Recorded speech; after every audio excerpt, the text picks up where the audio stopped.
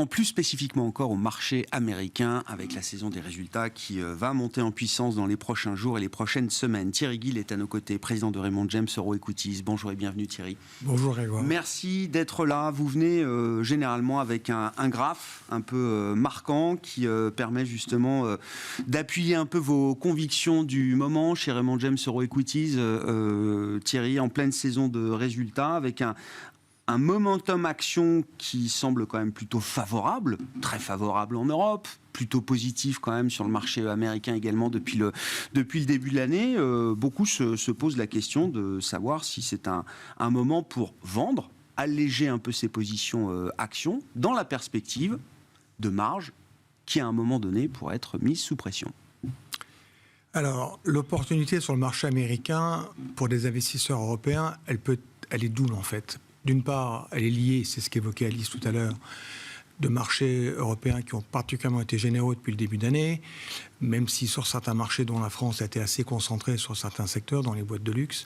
Aux États-Unis, on a eu un peu le même phénomène, il ne faut pas se cacher, la hausse du SPI 500 depuis le début d'année, elle se regroupe essentiellement sur les GAFAM. Vous avez 9 valeurs de plus de 500 milliards de market cap dans la tech qui ont affiché des hausses à minima de 20% et au mieux, c'est le cas d'NVIDIA, plus de 80%. Donc c'était quand même une hausse très spécifique. Mais l'opportunité, elle existe aussi du fait du niveau du dollar.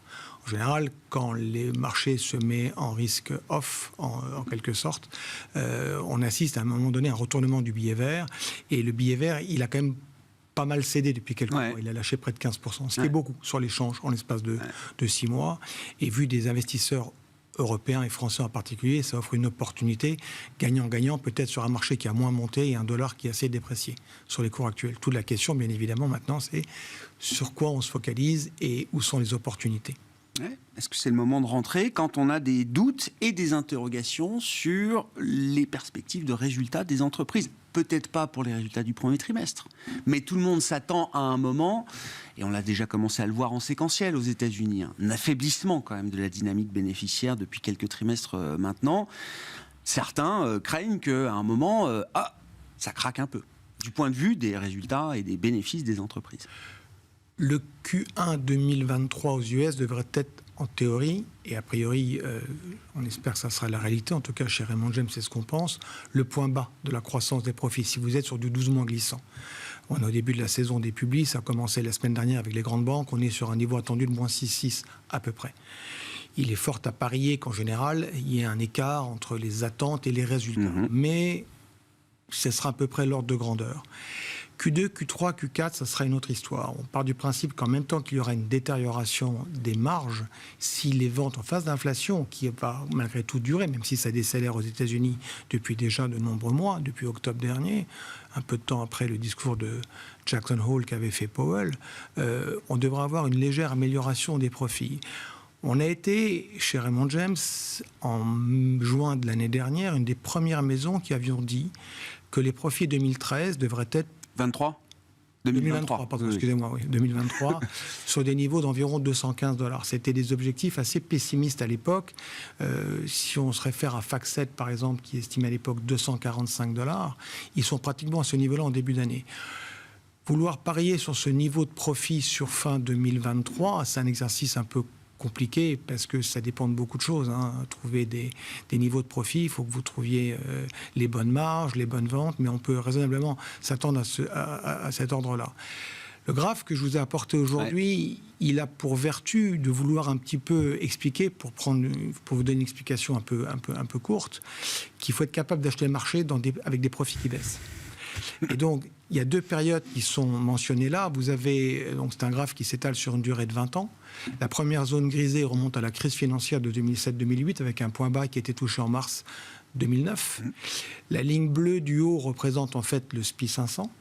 La ligne verte représente les profits. Vous voyez qu'il y a un décalage entre le point bas qui a été touché en mars 2009, qui à l'époque sur le SPI était d'un niveau de 666, et avec des profits qui eux-mêmes ont touché un point bas 9 mois plus tard. C'est ça.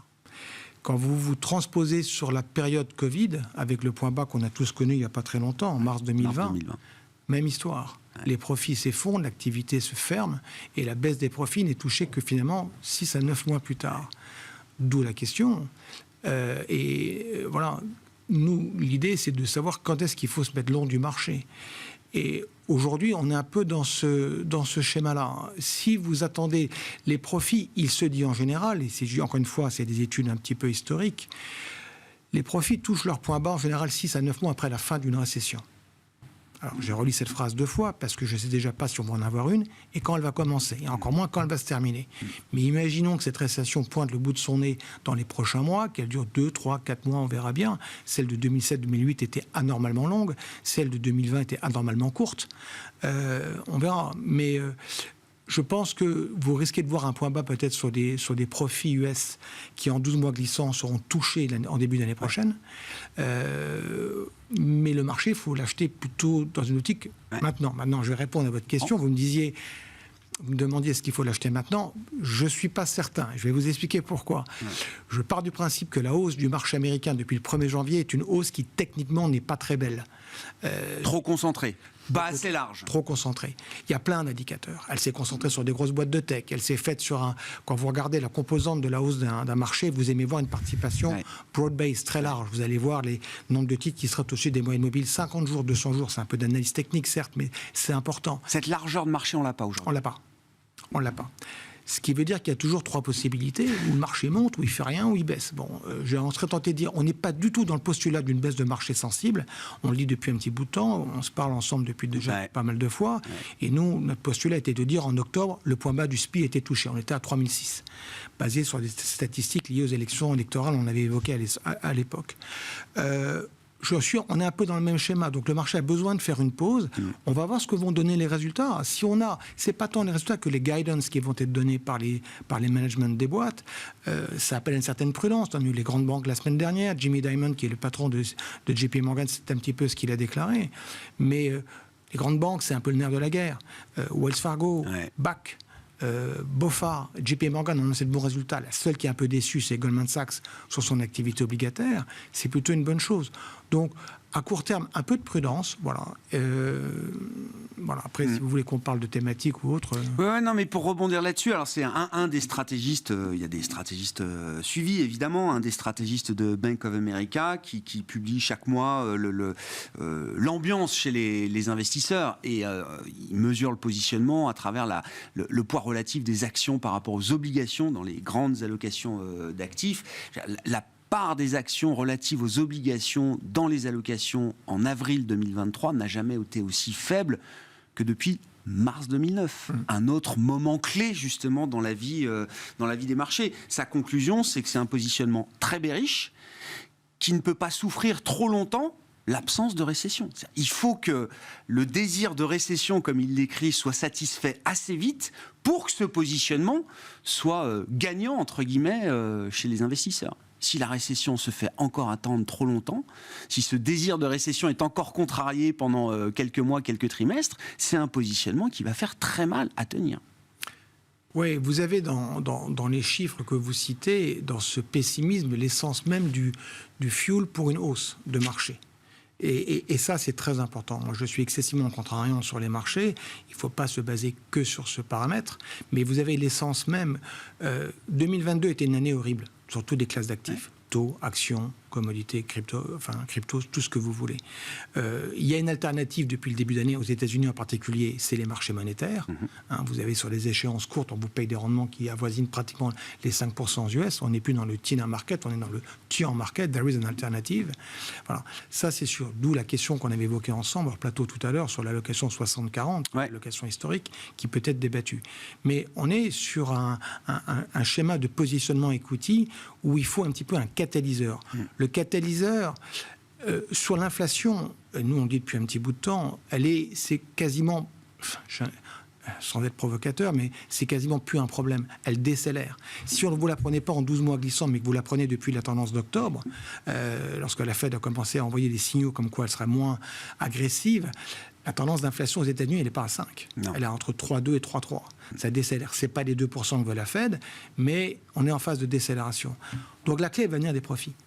et il faut que les sociétés délivrent. C'est difficile d'avoir des allocations sectorielles. Quand on est en phase de bear market, en général, vous avez deux secteurs qui marchent. Les banques, aux États-Unis en tout cas, c'est les banques et les industriels.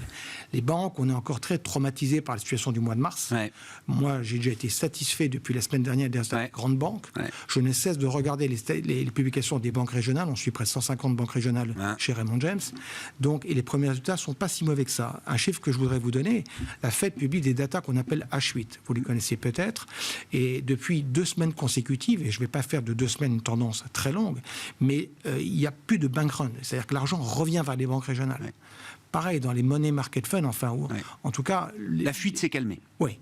Hein, très clairement, c'est plus la même intensité que ce qu'on a pu voir sur quelques semaines du mois de mars. La crise de liquidité, pour l'instant, elle est terminée. Ouais. Je ne dis pas qu'elle ne va pas revenir. Il y a bien sûr. Descente aussi un peu. On va voir, mais pour l'instant, ce n'est pas le signal qu'on va aller marcher. Donc, on a en fait une situation qui se présente plutôt pas trop mal. Si on arrivait à avoir quelques bons résultats de boîtes, j'entends de grosses boîtes de tech. Bon, on a eu Netflix, vous l'avez cité, chez Raymond James, on est neutre, c'est une histoire on a un peu réservée depuis quelques temps, mais on verra bien sur les grosses boîtes de tech, ça sera important. Comment on s'expose là, en matière en termes de thématiques, sans avoir encore le signal définitif peut-être d'un marché structurellement haussier, il faut quand même bien faire quelque chose. Donc le monétaire, ça, d'accord, ok, c'est une position d'attente. Pour le reste, le risque action. Si les taux poursuivent leur décélération, il faudra avoir de nouveau un biais vers une approche value. Quand vous regardez les indices boursiers américains depuis le début d'année, pour faire simple, c'était du large cap, des boîtes de croissance, c'est le SPI qui a monté, c'est le S&P 3000 Growth, le 2000 pareil, c'est ça qui a porté le marché. Tous les indices value ont été en retard. L'autre thématique qu'on regarde beaucoup, parce que c'est un peu notre corps de recherche, c'est les mid-cap américaines. Voilà. Et si on est sur un cycle qui repart, alors la croissance PIB 2023 aux US, elle est attendue par nous, par la Fed, aux alentours de 1%. On verra ce que ça donne. Mais je pense que c'est là qu'il y aura des opportunités. La thématique sectorielle, les Américains emploient le terme de barbell approach, c'est-à-dire il faut avoir un peu de tout. Donc il faut avoir un peu de tech, parce que si les taux baissent, vous allez avoir un re-rating du marché, c'est tout l'enjeu d'aujourd'hui. Le PE du SPI mécanique de revalorisation. Voilà. Donc vous voulez avoir un peu de croissance. Voilà. Mais après, on a évoqué tout à l'heure le cas de la santé en Europe. Aux États-Unis, c'est un des thèmes où il y a de moins de décélération des profits, mais pour autant, le marché n'a pas payé la santé. Alors, il faut être très sélectif. UNH est une des valeurs que nous, on recommande beaucoup. Du côté des compagnies aériennes, il y a des thèmes qu'on aime bien. Voilà, ça, c'est difficile d'avoir une vraie approche, mais je pense que... industriel, avec un biais peut-être sur certains thèmes dans l'industrie et une poche santé, ça peut être des secteurs qui sont rewarding sur 2023. Merci beaucoup, merci à vous deux. Thierry Gill, je le rappelle, le président de Raymond James Euro Equities, et Alice Ducrot qui nous accompagne également pendant cette demi-heure, gérante chez Bordier et compagnie, pour ces éléments d'analyse, de perspective sur les marchés en matière de stratégie d'investissement des marchés en Europe qui ne font pas grand-chose en attendant la suite des événements, d'autres résultats à venir évidemment aux États-Unis. Nous aurons les résultats de Tesla ce soir, et après la clôture en Europe, nous aurons la publication de L'Oréal qui viendra ajouter encore un peu de couleur après les publications de LVMH et Hermès la semaine dernière. Voilà pour cette édition de la mi-journée. On se retrouve à 17h en direct sur Bismart.